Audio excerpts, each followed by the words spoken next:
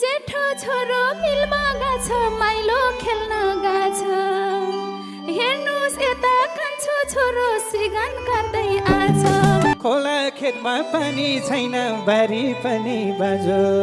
दसैँ आयो के छ प्यारी घरको साँझो पाँझो हे अलिकति दल्ले नानी अलिकति घिउले खानी बेलै फोन गर्नु भो मेरो स्वामी ज्यूले भद्रकाली भाका प्यारी भाका दुर्गा माता युगौँ युगलाई भइरहनेछ तिम्रो मेरो नाता हे बिहानै भरे पारी मल बोकेर आए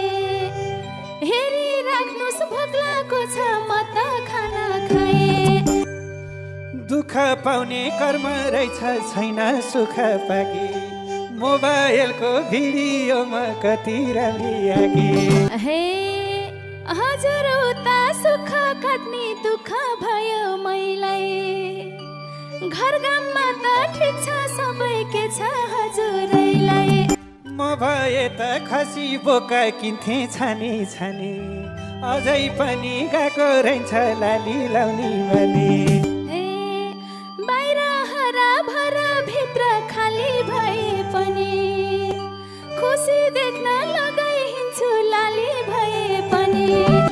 एउटा मृग त्यसै मर्यो अर्को मर्यो तिरले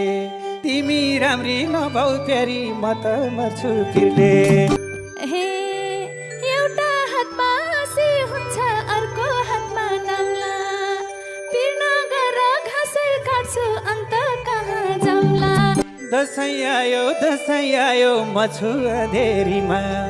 आँखा लाउने कति होलान् पानी पँधेरीमा हे फलाना कि स्वास्नी राम्री भन्छन् अरे गामले कतै ध्यान छैन मेरो तिम्रै घरको कामले सारा गाउँले भन्दा होलान् कस्तो लाकी खाकी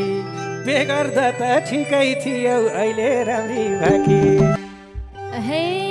तनमा शीतल भएको त रुखको छायाले हो मेरो मुहार चम्किएको तिम्रै मायाले हो हुँदो बर्नी मागे मैले नहुँदो नि मागे रूपवती प्यारी छोरी परदेशतिर लागे हे घर पोत्नु छ गोठ पोत्नु छ ल्याइसकेको छु माटो हिउँदे घामले सुक्नै लाग्यो बर्खे हिलो बाटो थाहा छ मलाई दसैँ आयो छैन हिलो मैलो तिमी छेउ